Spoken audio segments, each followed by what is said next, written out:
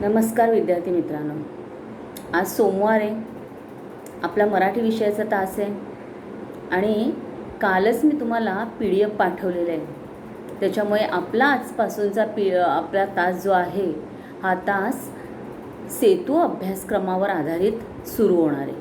याची कल्पना मी कालच्या व्हिडिओमध्ये तुम्हाला दिलीच होती. माझी अशी अपेक्षा आहे की तुम्ही तो PDF पूर्णपणे उघडून पाहिला असेल, चाळला असेल. चाळायला सांगितलं होतं ना.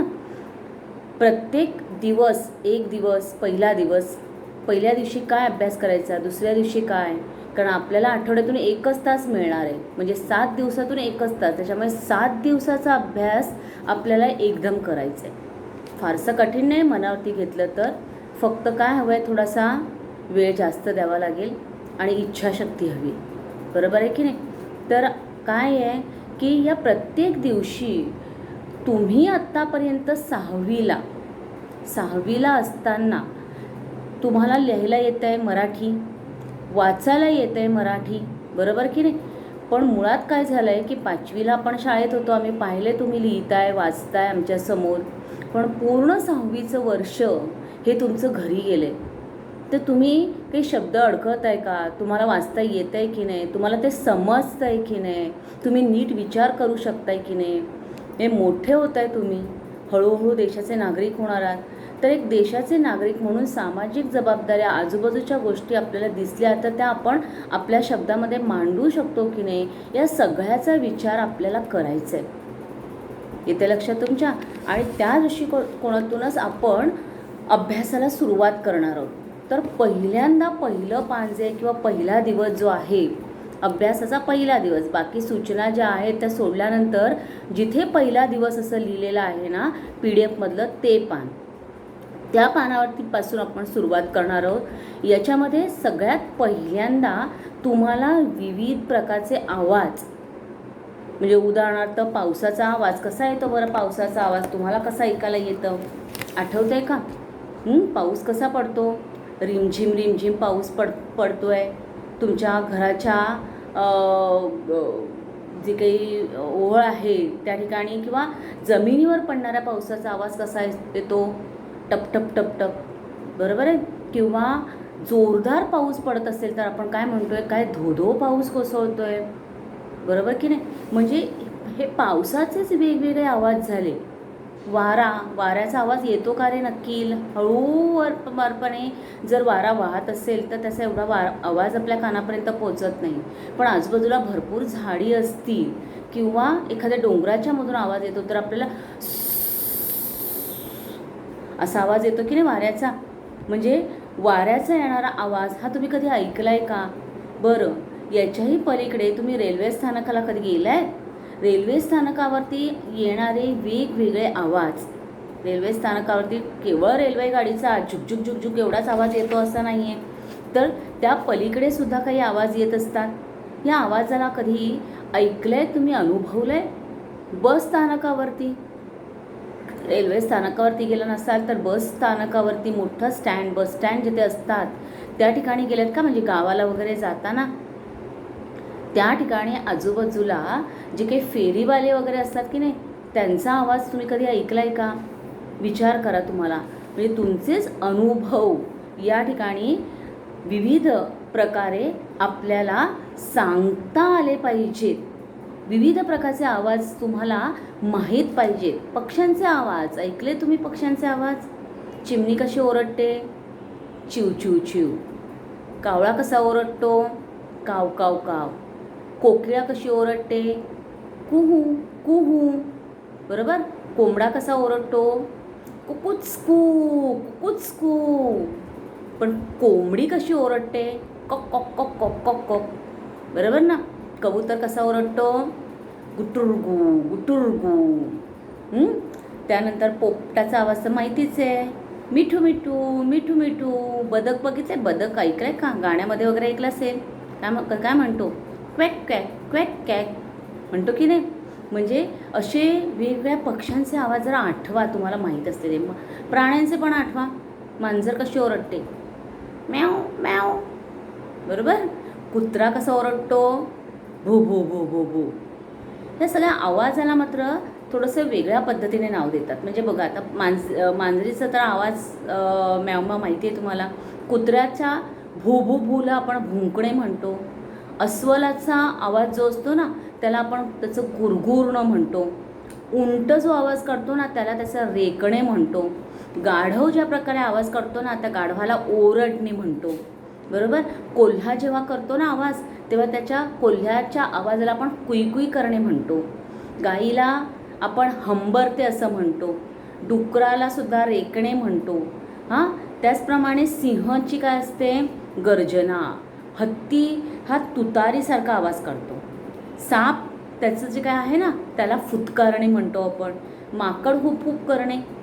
वाघाची डरकाळी असते. बरोबर. तसंच इतर जरा निर्जीव गोष्टींच्या पण आवाजाकडे जरा जा बघू. पानांची काय असते, सळसळ. वाळलेल्या शेंगाचा कुरकुर आवाज येतो एकत्र ठेवले की. ढग कसे ढग आकाशात आले की एकमेकांवरती कसे आवाज करतात, गडगडाट. ढगांचा गडगडाट म्हणतो की नाही आपण.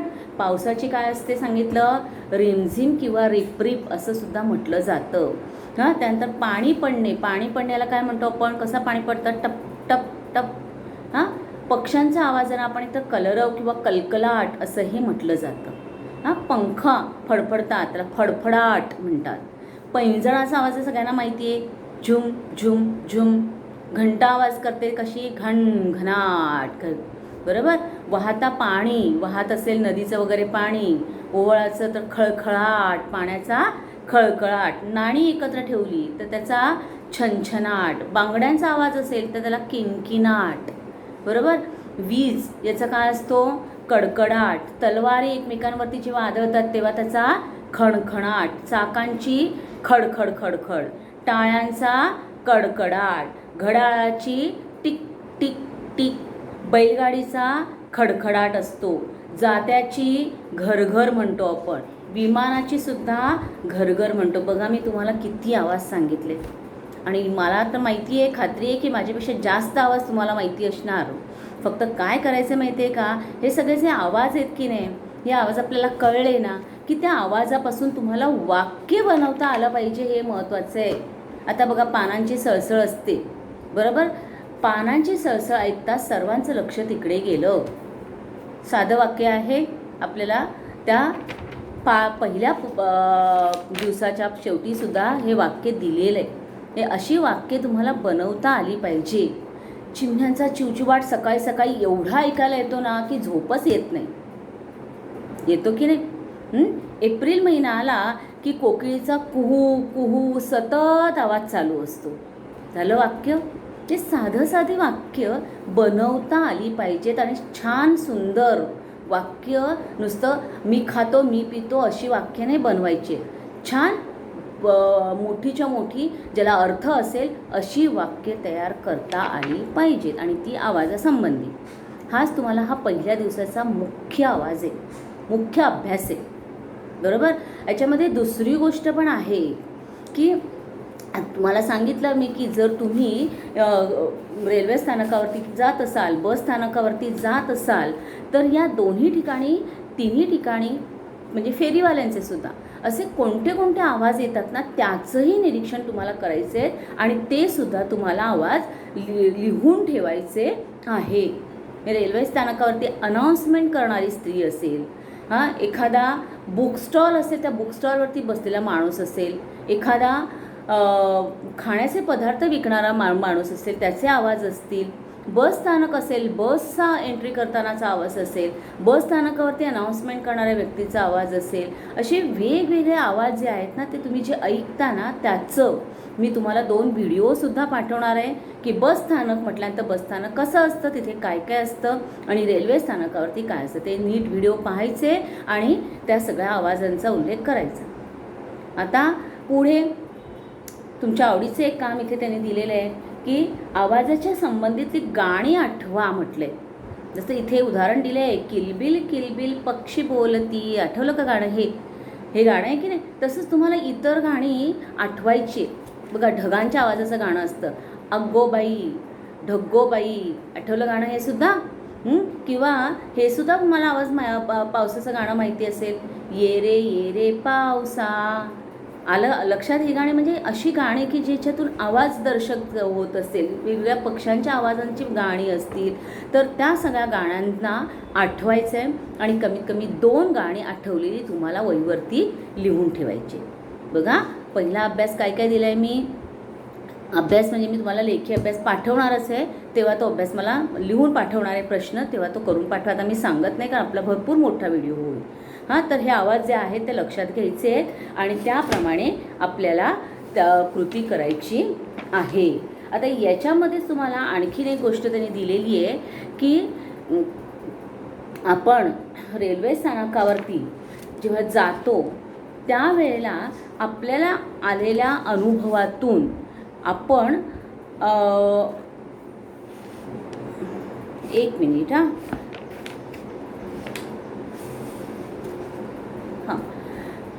नाही, ते पुढच्या पानावरती. तर दुसऱ्या दिवसाचा अभ्यास आपण करूया.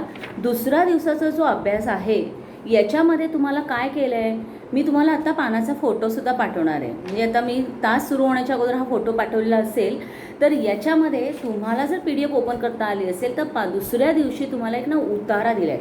उतारा म्हणजे काय माहिती आहे का, तर वर्तमानपत्रातली एक बातमी आहे. रेडे ओहळ जंगलात तस्करांचा धुमाकूळ. म्हणजे त्या ठिकाणी हत्तीने धुमाकूळ घातलेला आहे गावामध्ये आणि त्याला सांभाळण्याची जबाबदारी जी आहे त्या परिसरामध्ये. गव्यांचा त्रास नेहमीचाच होत असल्याने शेतकरी रात्री पिकांची रखवालीसाठी रात्रभर शेतात असतात. त्यांना हत्ती दिसला तिथे आणि हत्ती गावठाण येथील मराठी शाळेच्या शेजारून जात आहे याची माहिती मिळताच लोकांनी हत्ती पाहण्यासाठी गर्दी केली होती, अशी ही बातमी आहे. आणि त्या हत्तीला पकडण्यासाठी जंगल खात्याला विनंती केली गेली, त्याच्यावरती हा जो काही लेख आहे. आता हा लेख दिलाय ना, याच्यामागचा हेतू काय माहिती आहे का, की आपल्याला अशा प्रकारच्या घटना, सामाजिक घटना किंवा आपण वर्तमानपत्रातल्या अशा बातम्या वाचतो का, वाचता का तुम्ही, वाचन करता का, मग तुम्हाला ते वाचन करता येतंय का हे पाहणं उद्देश आहे. कळले तुम्हाला? वर्तमानपत्रात बातम्या नुसत्या वाचणं नाही तर त्या समजल्या पाहिजेत. म्हणजे समजपूर्वक वाचणे आणि त्याच्यावर आधारित तुम्हाला काही प्रश्न विचारले जातील, त्या प्रश्नांची उत्तरं तुम्हाला देता आली पाहिजे. हा दुसऱ्या दिवशीचा अभ्यास आहे. येते लक्षात तुम्हाला?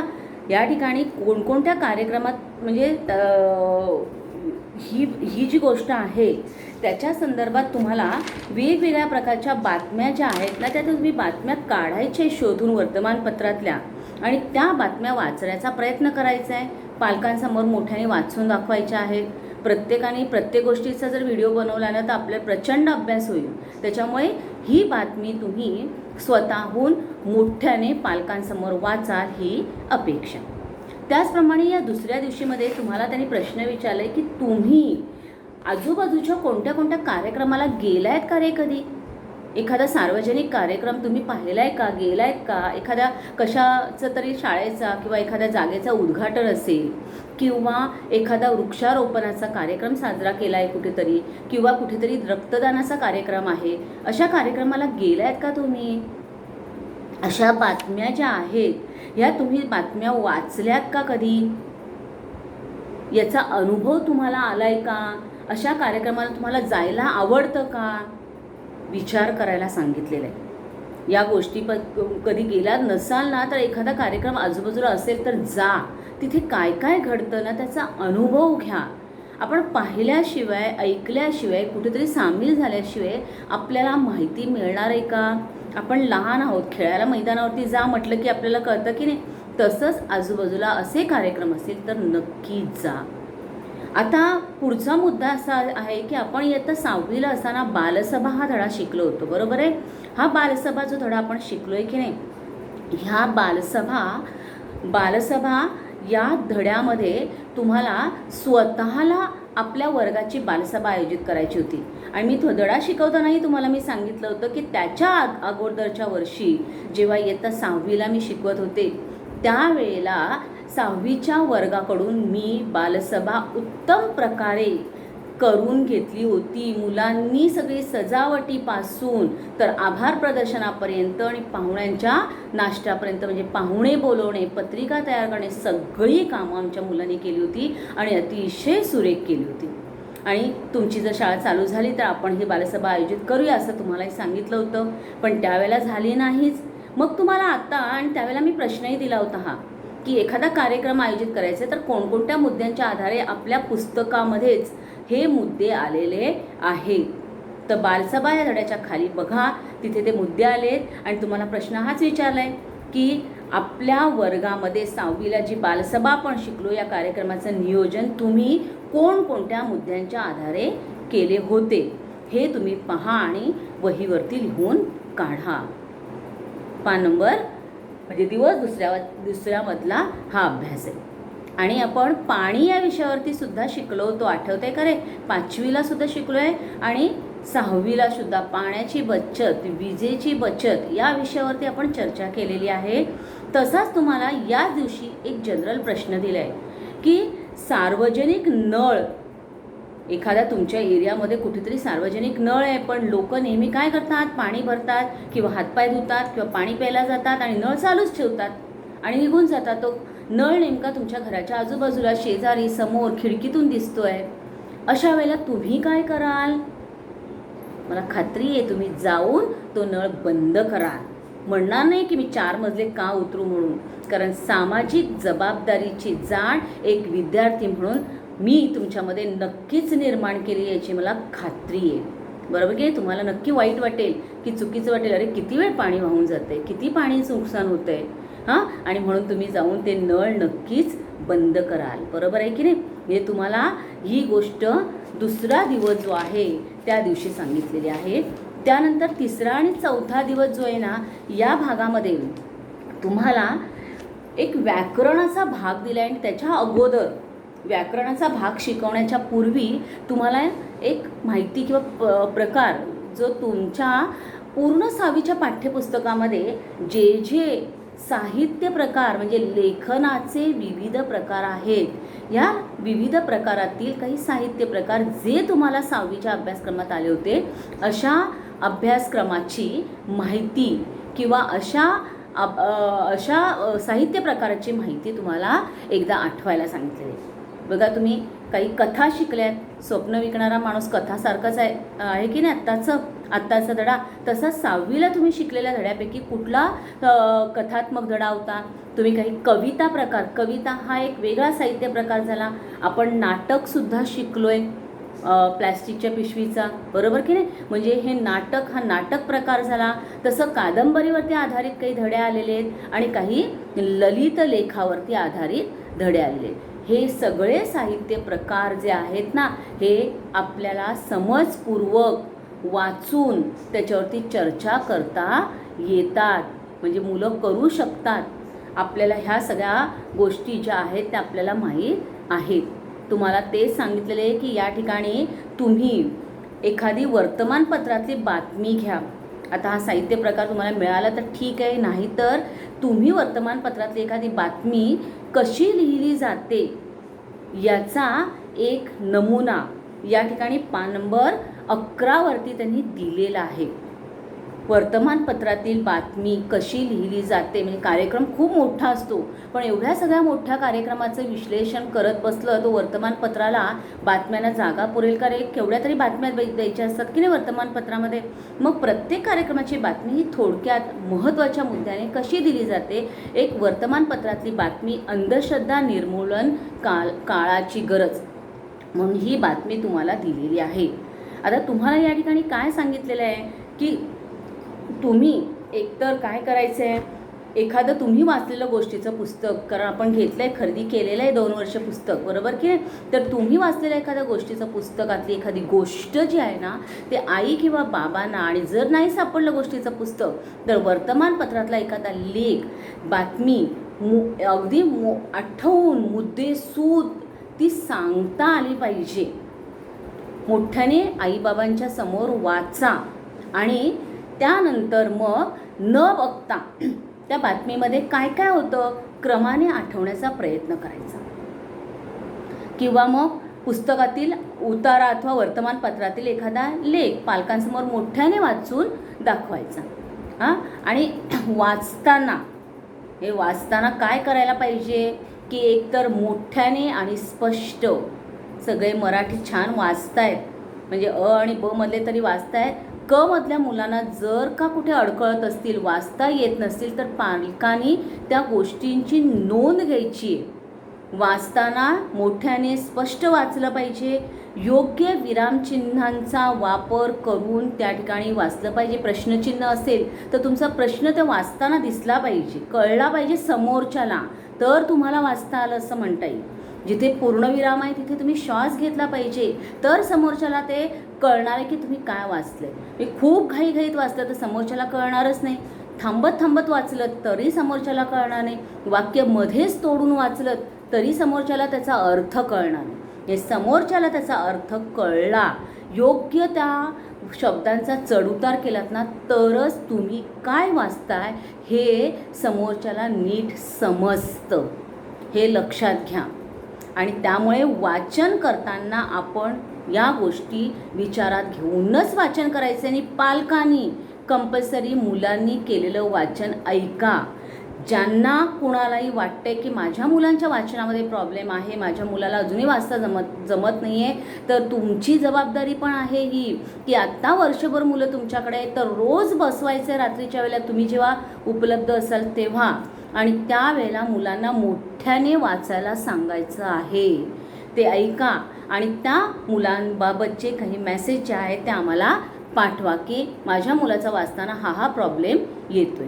म्हणजे त्याप्रमाणे जेव्हा मुलं शाळेत येतील त्यावेळेला त्यांच्याकडे विशेष लक्ष देता येईल.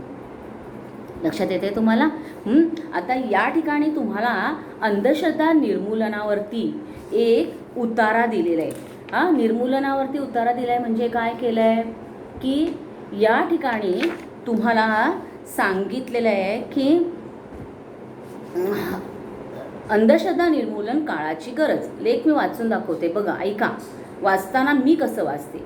रत्नागिरी दिनांक 24 डिसेंबर, महात्मा गांधी महाविद्यालयात दिनांक 23 डिसेंबर 2021 रोजी विज्ञाननिष्ठ प्राध्यापक राहुल थोरात यांचे व्याख्यान झाले. अंधश्रद्धा निर्मूलन ही काळाची गरज आहे, स्वल्पविराम इथे. या मुद्द्याचा त्यांनी सखोल उहापोह केला. लोकांच्या बऱ्याचशा समजुती या गैरसमजावर आधारित असतात, तर काही ठिकाणी समाजकंटक लोकांकडून फसवणूकही केली जाते, असे त्यांनी उदाहरणासह पटवून दिले. 21व्या शतकात आता वैज्ञानिक दृष्टिकोन अंगीकारणे अत्यंत गरजेचे असून भारतीय समाजाची मानसिकता बदलायला हवी, असे त्यांनी आग्रहाने सांगितले. या व्याख्यानापूर्वी त्यांच्या सहकारी भोसले यांनी जादूचे प्रयोग करून दाखवले आणि जादूटोणा करणारे व बुवाबाजी करणारे लोकांच्या अंधश्रद्धेचा गैरफायदा कसा घेतात हे सप्रमाण दाखवले. सुरुवातीला प्राचार्य श्री बोरसे यांनी उपस्थितांचे स्वागत केले. विद्यार्थी प्रतिनिधी मयंक यांनी पाहुण्यांचा परिचय करून दिला आणि प्राध्यापक काळे यांनी आभार मानले. व्याख्यानाला विद्यार्थ्यांची उपस्थिती मोठ्या प्रमाणावर होती. व्याख्यानानंतर पाहुण्यांनी श्रोत्यांच्या प्रश्नांना मोकळेपणाने उत्तरे दिली. उतारा नीट ऐकला. आता काय करायचं आहे माहिती आहे का, हा उतारा मी वाचला. आता मला मुद्द्याने आठवून सांगायचं की मी काय वाचलं. बघा, पहिली गोष्ट की महात्मा गांधी महाविद्यालयामध्ये 23 डिसेंबर 2019 रोजी विज्ञाननिष्ठ प्राध्यापक राहुल थोरात यांचं व्याख्यान झालं होतं. हा पहिला मुद्दा आहे.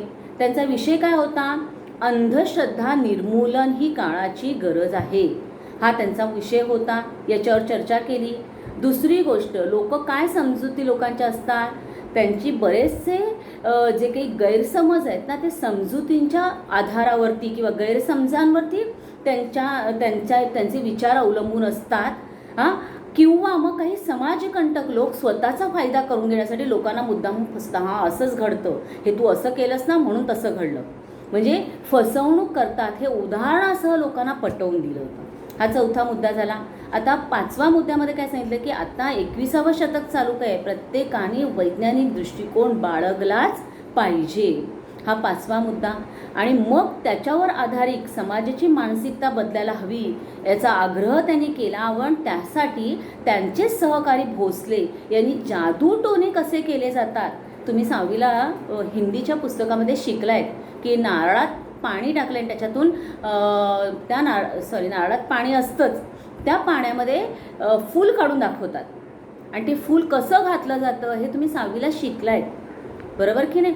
किंवा मग कुंकू, त्याचं लाल पाणी होतं, हे लाल पाणी कसं केलं जातं, ह्या सगळ्या गोष्टी जादूचे प्रयोग त्या भोसले यांनी करून दाखवले. हा पुढचा मुद्दा झाला. आणि मग लोकांच्या या अंधश्रद्धेचा गैरफायदा हे समाजकंटक लोक कसे उचलतात याचं स्पष्टीकरण त्यांनी दिलं. अशा ह्या कार्यक्रमाची सुरुवात जी आहे ती श्री बोरसे यांनी केली होती, उपस्थितांचं स्वागत करून. त्यानंतरचा शेवट पुढचा मुद्दा होता की विद्यार्थी प्रतिनिधी मय्यंक यांनी पाहुण्यांचा परिचय करून दिला होता. आणि शेवटी प्राध्यापक काळे यांनी आभार मानले होते. आला आपला कार्यक्रम पूर्णपणे. पाहुण्यांनी श्रोत्यांच्या प्रश्नांना नंतर मोकळेपणाने उत्तरे दिली. विचार करा तुम्ही, म्हणजे सगळे मुद्दे आले की नाही. म्हणजे मी एक उतारा वाचला आणि त्या उताराचे सगळे मुद्दे मग आठवून क्रमाने सांगितलं. असं करता आलं पाहिजे तरच आपण आपली स्मरणशक्ती चांगली आहे किंवा आपल्याला छान समजपूर्वक आपण वाचलं हे लक्षात येतंय. लक्षात येते ना तुम्हाला. आता बघा, मी तुम्हाला म्हटलं की व्याकरणचा भाग आहे, तिथे मी फक्त तुम्हाला काय केलं, एक बातमी वाचायला सांगितली आणि मी पुढे गेले होते. आत्ता आपल्याला व्याकरणाचा जो भाग शिकायचा आहे ना, याच्याविषयीची माहिती जी आहे ती मी तुम्हाला पूर्णपणे सांगणार आहे. पण तो व्याकरणचा भाग मी शिकवणार आहे, असंच म्हणूया आपण. तो भाग मी तुम्हाला शिकवणार आहे. पण तत्पूर्वी अजून आपल्याला 5वा दिवस व्याकरणचा भाग पुढे शिकायचा आहे. 5वा दिवस जो आहे ना, या 5व्या दिवशीसुद्धा तुम्हाला जे चित्र दिलं आहे त्याचाही आपल्याला विचार करायचा आहे. या ठिकाणी तुम्हाला 3रा आणि 4था दिवस या 2 दिवसामध्ये एकत्रितपणे हा अभ्यास दिला आहे वाचनाचा. या ठिकाणी काय करायचं आहे तुम्हाला की काही कात्रणांचा संग्रह करायचा आहे. बघा किती जमतं आहे, प्रयत्न करा. सुट्टी पण आहे. वर्तमानपत्र जर घरी येत असेल तर तुम्हाला आवडणाऱ्या विषयावरती कात्रणं गोळा करा आणि छानपैकी एक चिकटवही तयार करा.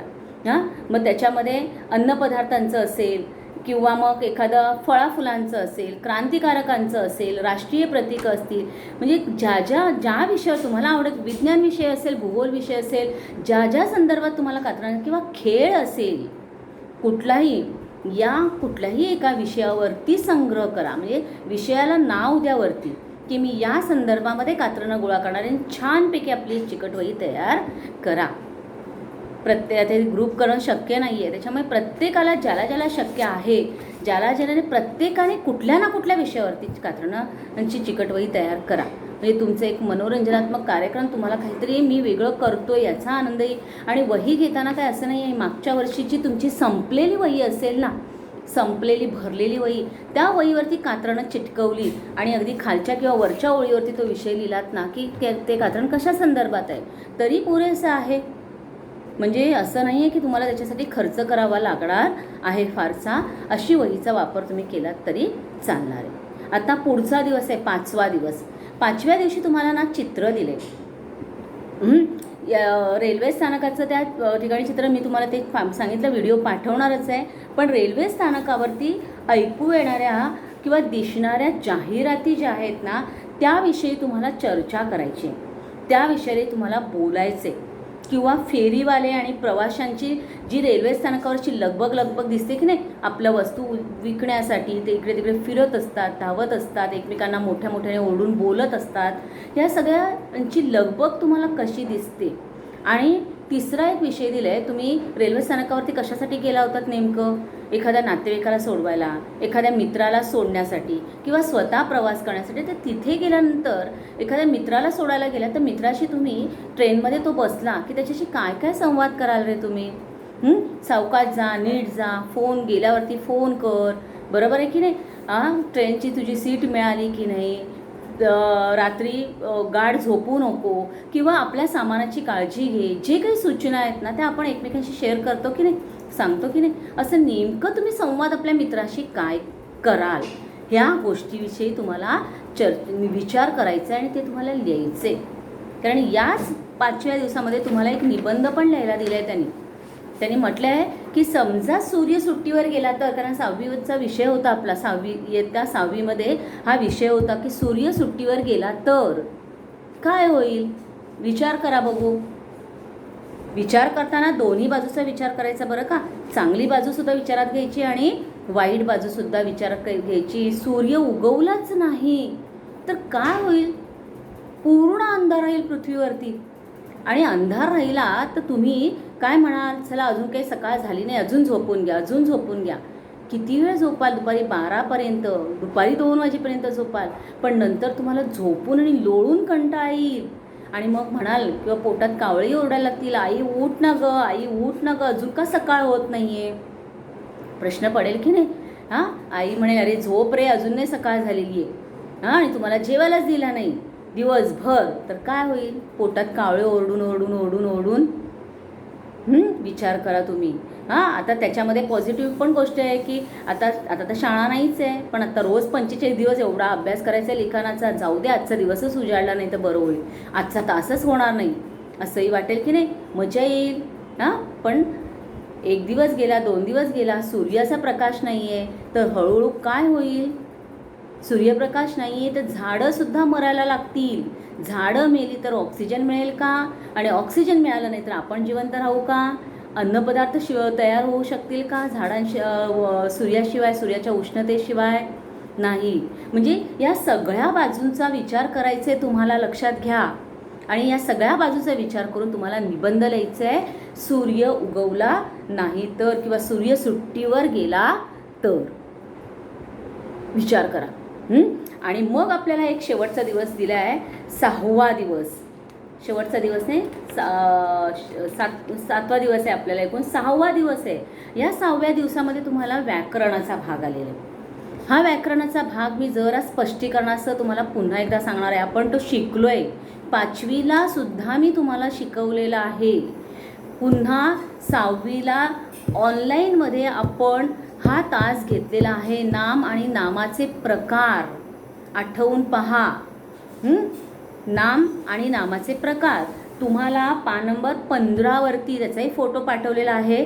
तर ह्या पान नंबर 15वरती एक करीमचा प्रामाणिकपणा नावाचा उतारा दिला आहे. गोष्ट दिले थोडक्यात. त्या गोष्टीचं नाव आहे करीमचा प्रामाणिकपणा.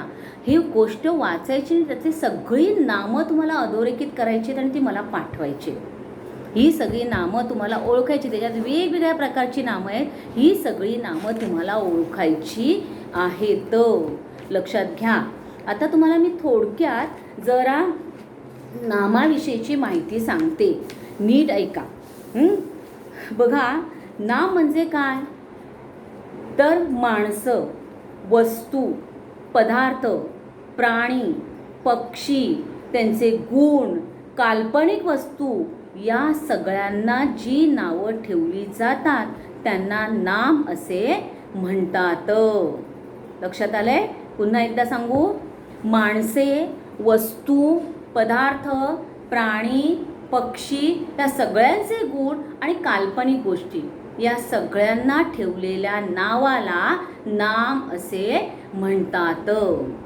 आता पुढे तरी ह्या नामाचे जे काही नाम आहेत ना, ही नामं तुम्हाला ओळखायचीच आहेत.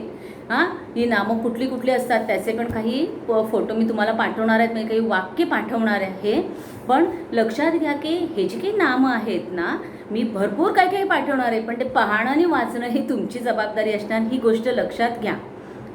व्हिडिओसुद्धा मोठा होणार आहे आणि शिवाय तुम्हाला हे वाचायला त्याच्या पुढचा 1-1.5 तास तरी द्यावा लागणार आहे. तर हे जे काही नामं आहेत ना, हे सगळे नामांचे नावं जी वेगवेगळी दिली जातात ना, ह्या नावांचे 3 प्रकार पडतात. किती प्रकार पडतात? 3. आठवत आहेत तुम्हाला? पहिला प्रकार कुठला आहे तर सामान्य नाम. दुसरा प्रकार कुठला आहे तर विशेष नाम. आणि तिसरा प्रकार कुठला आहे तर भाववाचक नाम. आता बघा मी वाक्य सांगते. समीर हा हुशार मुलगा आहे. सांगा बघू याच्यामध्ये नावं कोणती कोणती आली आहेत? बरोबर, समीर हे सुद्धा नाव आहे आणि मुलगा हे सुद्धा नाम आहे. बरोबर आहे. पण आता बघा समीर हे एकाच मुलाचं नाव आहे. समीर म्हटल्यानंतर समीरच आठवतो की नाही? हां, आता तसंच मुलगा म्हटल्यानंतर आपल्या वर्गातली सगळी मुलं आठवतात की नाही आपल्याला? आपल्या वर्गातली सगळी मुलं आठवतात की नाही? सगळे मुलगे आठवतात की नाही? हां, अगदी पहिल्या हजेरी क्रमांकापासून पियुष, साईराज, आर्यन, वेदांत, श्रवण, पराग ही आपल्या वर्गातल्या सगळ्यांची नावं म्हणजे पराग म्हटला की परागच आठवतो, मृणाल म्हटला की मृणालच आठवतो, अनुज म्हटला की अनुजच आठवतो. बरोबर आहे की नाही? म्हणजे या ठिकाणी ही सगळी जी आहेत ना ती नावं एकाच व्यक्तीची आहेत, एकट्याचीच आहेत. पण मुलगा म्हणजे आपली 17च्या 17 मुलं आपल्या डोळ्यासमोर येतात. मुली म्हटलं की 17च्या 25च्या 25 मुली आपल्या डोळ्यासमोर येतात. बरोबर की नाही? पण पायल कोणी लक्षात येणार? फक्त एकटी पायल लक्षात येणार की नाही? हां, सायली म्हटल्यानंतर कोण लक्षात येणार आपल्याला? फक्त सायली. लक्षात येते तुम्हाला या दोन्हींमधला फरक? काही नावं जी आहेत ना ती विशेष आहेत, विशेष त्यांची एकट्याची, आणि काही नावं ही समूहाची मिळून आहे. नद्या म्हटल्या की जगातल्या सगळ्या नद्या सगळ्या येतील तिथे. पण गंगा नदी म्हटली की एकच गंगा नदी आठवते की जी उत्तरेला आहे. बरोबर आहे की नाही? हां, म्हणजेच साधारणपणे लक्षात घ्या, शहर म्हटल्यानंतर अनेक शहर आहेत. पण तुम्ही राहता कुठे? ठाणे शहरामध्ये. ठाणे म्हटल्यानंतर आपल्याला एक ठाणं लक्षात येतं का? आजूबाजूची शहरं लक्षामध्ये? पुणे येईल का लक्षामध्ये? मुंबई येईल का लक्षामध्ये? नाही. म्हणजे लक्षात घ्या, व्याख्या या दोन गोष्टींची व्याख्या मी तुम्हाला सांगणार आहे याच्यामध्ये, सामान्य नाम आणि विशेष नाम. याच्यामध्ये पहिलं सामान्य नाम बघा, एकाच जातीच्या सर्व वस्तूंना त्याच्यातील सारखेपणामुळे किंवा समान गुणधर्मामुळे जे नाव दिले जाते त्याला सामान्य नाम म्हणतात. उदाहरणार्थ मुलगा, नदी, शहर, घर, फूल, पुस्तक, चित्र, खेळ, तारा, ग्रह ही सगळी काय झाली? सामान्य नामं. एकाच समान गुणधर्माने ही नावं दिलेली आहे. बरोबर. आता विशेष नाम म्हणजे ज्या नामाने शब्दांच्या जातीचा बोध होत नसून त्या जातीतील एका विशिष्ट व्यक्तीचा, एखाद्या प्राण्याचा किंवा एखाद्या वस्तूचाच बोध होतो, म्हणजे तीच गोष्ट समजते, तेव्हा त्याला विशेष नाम म्हणतात. उदाहरणार्थ समीर, सतीश, सुलभा, मुंबई, भारत, कावेरी, गंगा, पुणे, गणू. बघा एवढी नामं मी सांगितली नाही, फक्त एकाच व्यक्तीची आहेत, विशेष म्हणून त्यांना विशेष म्हटलंय. आणि समूहाची असतील तर त्यांना काय म्हणतो? सामान्य नामं. फरक लक्षात येते तुमच्या दोन्हींचा? याची उदाहरणं मी तुम्हाला पाठवून देणार आहे सोडवायला. त्याच्याचप्रमाणे आता तिसरा प्रकार एक आहे ज्याला आपण भाववाचक नाम असं म्हणतो. काय म्हणतो? भाववाचक नाम. आता याच्यामध्येच बघा, मी इथे फक्त समीर हा हुशार मुलगा आहे असं म्हटलं होतं की नाही? समीरची हुशारी सर्वांना माहीत आहे. समीरची हुशारी सर्वांना माहिती आहे. आता या ठिकाणी समीरची हुशारी हा समीरचा गुण सांगितला. बरोबर आहे? काय सांगितला त्या ठिकाणी मी? गुण सांगितला. म्हणजे कुठल्याही व्यक्तीचा, वस्तूचा गुण जिथे सांगितला जातो ना तेव्हा तो भाववाचक नाम होतो. बघा, ज्या नामाचं वस्तूमधील किंवा प्राण्यातील त्याचा गुण, धर्म किंवा भाव याचा बोध ज्याने होतो त्याला भाववाचक नाम म्हणतात. म्हणजे हुशारी, पावित्र्य, संपन्नता, चांगुलपणा, सौंदर्य, मोठेपणा, नम्रता, लबाडी, चपळाई इत्यादी. आता याच्यामध्ये काय माहिती आहे, अशा प्रकारे हे 3 प्रकार झाले, सामान्य नाम, विशेष नाम आणि भाववाचक नाम. याच्यावरती तुम्हाला वेगवेगळ्या प्रकारे प्रश्न विचारले जाऊ शकतात. म्हणजेच काय तर हे नाम बदला आणि त्या ठिकाणी दुसरं नाम वापरा, म्हणजे सामान्य नाम काढा आणि त्याच्यामध्ये विशेष नाम वापरा. भावाचक नामाच्या जागेवरती दुसरा भावाचक नाम घाला. यासाठी सुद्धा मी तुम्हाला काही सामान्य नाम, विशेष नाम आणि भावाचक नाम त्याच्या संदर्भात, म्हणजे आता समजा नदी, गोदावरी नदी पवित्र नदी आहे किंवा नदीची पवित्रता टिकून आहे. पवित्र नदी आहे म्हटलं तर पवित्र हा काही भावाचक नाम नाही होत, पण पवित्रता हा भावाचक नाम होतो, लक्षात घ्या. त्याच्यामुळे एकाच वाक्यामध्ये नदी पण आलं, गोदावरी म्हणजे नदी हे सामान्य नाम आलं, गोदावरी हे विशेष नाम आलं आणि पवित्रता हे भावाचक नाम. म्हणजे एकाच वाक्यामध्ये तीनही प्रकारची नामं आलेली आहेत. तुम्हाला असंही वाक्य बनवायला सांगू शकतात. लक्षात येते तुमच्या? हां, तर तुम्हाला ह्या गोष्टी मी पुन्हा पुन्हा सांगितल्यात. ते सोडवण्यासाठी सरावासाठी मी तुम्हाला प्रश्न पाठवणार आहे. हां, त्याचबरोबर तुम्हाला पान नंबर 15वरती जो उतारा दिलेला आहे त्या उतारावरती काय करायचं आहे, दिवस टाकून तो अभ्यास करायचा. एकतर त्या ठिकाणी तो उतारा जो आहे तो लिहून काढायचा आणि त्यातली, किंवा नुसती उतारा नका लिहून काढू, एवढा वेळ नका घालू. त्यातली जी नामं आहेत ना ती नामं अशी क्रमाने एका खालोखाल लिहा आणि त्याच्यासमोर त्या नामाचा प्रकार लिहा. मी ओळखलेलं नाम हे कुठल्या प्रकारात येतं आहे, सामान्य नाम आहे, विशेष नाम आहे, भावाचक नाम आहे, काय आहे ना ते त्याच्या समोर लिहायचं. फक्त नामं लिहा, उतारा लिहू नका. आता महत्त्वाचा एक भाग राहिलेला आहे आपला आणि तो म्हणजे 7वा दिवस. या ठिकाणी तुम्हाला एक छानशी गोष्ट दिली. हा तर महत्त्वाचा, जास्त महत्त्वाचा आहे. व्याकरणचा नाम हा तुम्हाला मी शिकवला आहे, तुम्हाला तो सगळा आठवला असेल. आता फक्त उजळणी करून घेतलेली आहे. हां, पण हा जो भाग आहे ना याच्यामध्ये काय माहिती आहे, तुम्हाला एक गोष्ट दिली आहे, महत्त्व आईचे. बघा गोष्ट आपण ऐकूया. काय गोष्टीमध्ये म्हटलं आहे बघा, नाव काय गोष्टीचं, बोधकथा आहे, महत्त्व आईचे. एकदा एका व्यक्तीने स्वामी विवेकानंदांना प्रश्न विचारला, स्वामीजी, संसारामध्ये जेवढी आईची महती गायली जाते तेवढे महत्त्व पित्याला का दिले जात नाही? बघा प्रश्नचिन्ह आला की नाही माझा.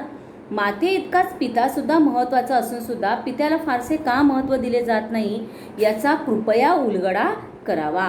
स्वामीजी यावर काहीच बोलले नाही. ते त्या व्यक्तीपासून थोडे दूर गेले आणि एक मोठा दगड त्यांनी उचलला व त्या व्यक्तीच्या हाती देत ते म्हणाले, बंधू, हा दगड उद्या सकाळपासून तू पोटाला बांध आणि तुझ्या नित्यनेमाची सर्व कामे करत जा. तुझ्या प्रश्नाचे उत्तर तुला मिळून जाईल. दुसऱ्या दिवशी सकाळी ओरडतच तो माणूस स्वामी विवेकानंदांकडे आला. स्वामीजी, माझी कंबर, पोट दोन्ही खूप दुखत आहे. एक प्रश्न काय विचारला मी तुम्हाला, असे काही विचित्र उत्तर दिले त्याचे. माझी कंबर आणि पोट इत्यादी अगदी दुखून मी हैराण झालो आहे. स्वामी अगदी मंद स्मित करत म्हणाले, बंधू, तुझ्या प्रश्नाचं उत्तर तुला मिळालं नाही काय?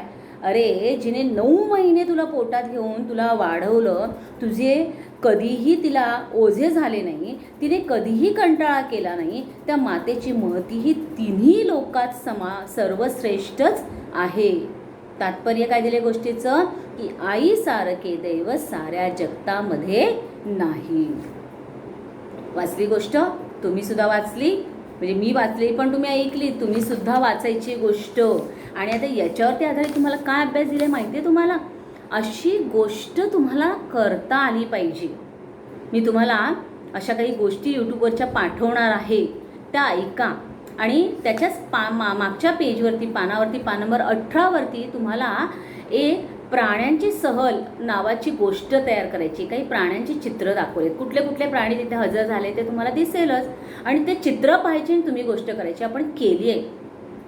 नाही तर 6वीला असताना तुम्ही वर्गात नव्हतात, पण आपल्याला जे काही वारली चित्रकला धडा आला ना त्याच्या खाली आलेला प्रश्न होता. तर अशी 4 चित्र दिली आहेत. पतंग उडणारा, आकाशात उडते पतंग, पक्षी आहे, असे 4 चित्र आहेत बघा. आणि त्याच्या आधारे गोष्ट तयार करायला दिली.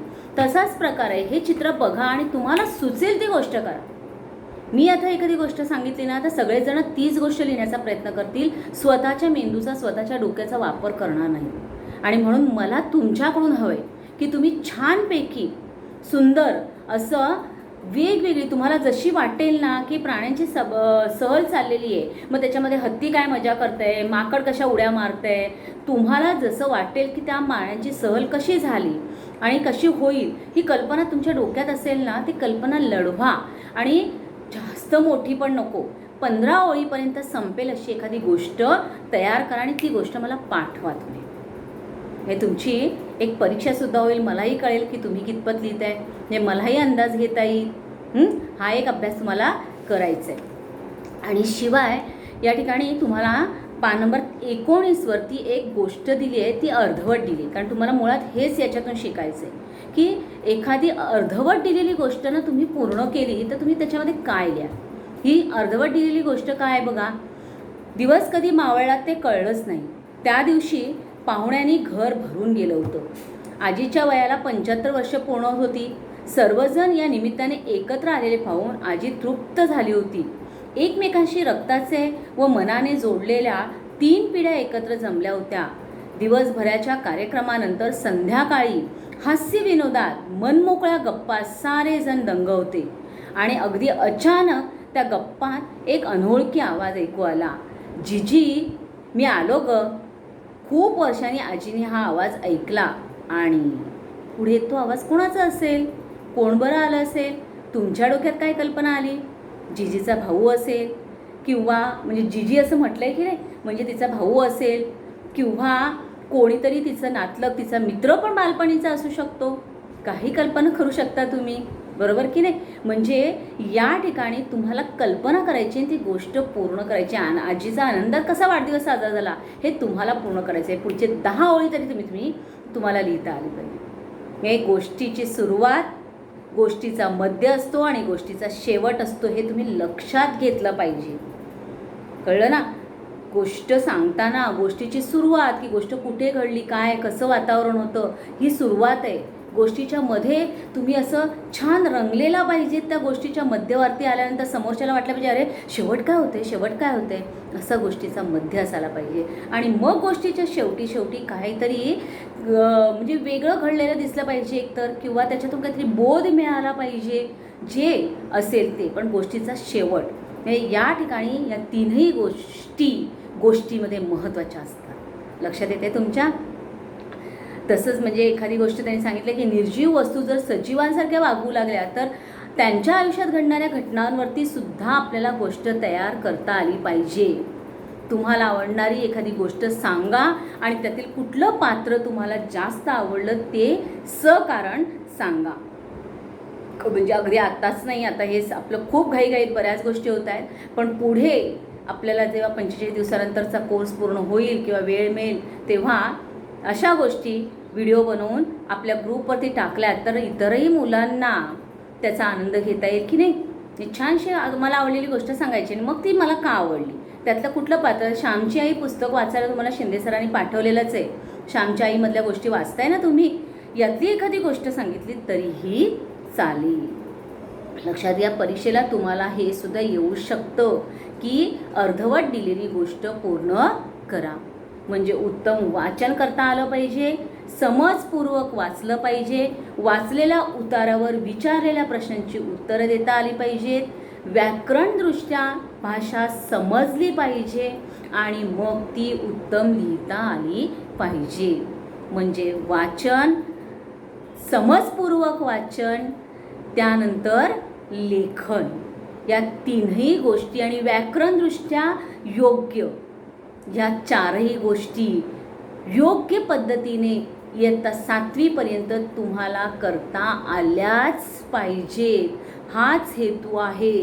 त्या दृष्टिकोनातून अगदी अ वर्ग असू दे किंवा क वर्ग असू दे, 3ही ठिकाणी 5वीला तर मी जास्तीत जास्त वेळ थांबून मुलांकडून जास्तीत जास्त लेखन 7वी क च्या वर्गातल्या मुलांचं करून घेतलेलं आहे, की जेणेकरून म्हणजे त्यांना कधी वाचता येतं पण लिहिताना चुका करतात. त्याच्यामुळे मी खूप मेहनत घेतली होती. पण पूर्ण 6वीचं वर्ष मुलं तुमच्याकडे आहेत. कृपया 7वी क च्या पालकांनी खोटं बोलू नका मुलांच्या समोर. मुलांना खोटं बोलून त्यांची बाजू घेऊ नका. तुम्ही तुमचं स्वतःचं नुकसान कराल आणि स्वतःबरोबर आपल्या मुलाचं सुद्धा नुकसान कराल. आपली मातृभाषा ही मुलांना उत्तम प्रकारे बोलता आलीच पाहिजे, ती समजलीच पाहिजे. कारण उद्या समाजामध्ये जेव्हा ती बाहेर पडतील, फिरतील, स्वतःचा उद्योग करतील किंवा स्वतः कुठे नोकरी करतील, अशा वेळेला जर त्यांना छान चांगलं स्पष्ट बोलता येत नसेल तर त्यांच्याकडे कोणीही येणार नाही. आणि त्याच्यामुळे आपली भाषा छान उत्तम झाली पाहिजे. त्यासाठी मुलांवरती जास्तीत जास्त मेहनत आपण घेतलीच पाहिजे. मुलं पूर्ण वर्षभर आमच्याकडे नाही आहेत. आम्हाला इथे बसूनसुद्धा त्या मुलांची कळकळ वाटत असते की अरे रे, या मुलाने अभ्यासच पाठवला नाही, या मुलं अभ्यासच पाठवत नाही, आम्ही फोन करतोय, 7वी क चे पालक फोन उचलत नाही आहेत. आताही वर्षाची सुरुवात झाली आहे, सतत आम्ही ओरडत असतो, पण तरी 14 ते 15च मुलं फक्त हजेरी पाठवत आहेत, त्यातले 10च मुलं फक्त अभ्यास पाठवत आहेत. एकूण पट 23 आहेत, म्हणजे 12 ते 13 मुलं ही सहभागी होत नाही आहेत. तर कृपया पालकांना मी अगदी पोटतिडकीने त्यांना मी विनंती करते की मुलांचं नुकसान करू नका. आता दुसरं वर्षसुद्धा आपलं किती महिने असे जातील माहीत नाही. मुलं तुमच्या हातात आहेत, तुमच्या जवळ आहेत, तर त्यांना अभ्यासामध्ये जास्तीत जास्त ओढण्यासाठी तुम्ही सुद्धा मदत करा. पोटा पाण्यासाठी धडपड करणं हे जसं आपलं कर्तव्य आहे, तसं उद्या मुलांचं भविष्य घडवण्यासाठी तुम्हाला त्यांच्यासाठी थोडा वेळ द्यायचाच आहे. केवळ पोटा पाण्यासाठी, अन्न मिळवण्यासाठी धडपडून तुम्ही अन्न पोटासाठी आज द्याल, पण उद्याचं अन्न त्यांना उभं करायचे, ती ताकद देण्यासाठी शिक्षणाची गरज आहे. आणि त्यामुळे कृपया पालकांनी ही गोष्ट लक्षात घ्या आणि मुलांना अभ्यास करायला भाग पाडा. तर आता पुन्हा शासनाने सुद्धा विचार केले की 6वीचा जो गॅप गेलेला आहे किंवा 6वीला जे सहभागी झालेले नाही आहेत त्या मुलांना पुन्हा एकदा उजळणी होण्यासाठी 45 दिवस आपण जर त्यांचीही घालवतोय, तर त्या 45 दिवसामध्ये काहीतरी उपयोग होऊन त्या मुलांना अभ्यासामध्ये पुन्हा ओढून घ्या. म्हणजे 7वीचा अभ्यास त्यांना कळेल, पुढच्या इयत्तेला त्यांना भारी पडणार नाही. लक्षात येते सगळ्यांना? आता याच्यावर आधारित मी काही अभ्यास प्रश्न देणार आहे, त्या प्रश्नांची उत्तरं तुम्हाला लिहायची आहेत, सोडवायची आहेत. धन्यवाद.